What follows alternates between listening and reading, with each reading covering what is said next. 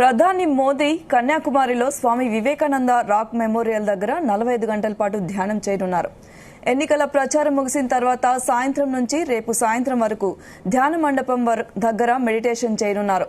కన్యాకుమారిలో మోడీ సందర్శన సందర్భంగా అధికారులు భారీ భద్రతా ఏర్పాట్లు చేపట్టారు. భద్రత కోసం 2000 మంది పోలీసులు, భద్రతా ఏజెన్సీలు మోహరించారు.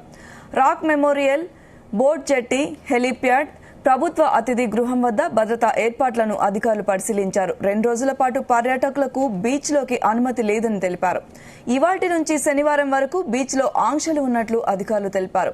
బీచ్ లోకి ప్రైవేట్ పడవలను అనుమతించబోమని పేర్కొన్నారు. ప్రధానికి చెందిన ప్రత్యేక భద్రతా బృందం కూడా ధ్యాన మండపం చేరుకుని భద్రతా ఏర్పాట్లను తనిఖీ చేసింది. హెలికాప్టర్ ల్యాండింగ్ పరీక్షలను కూడా జరిపింది.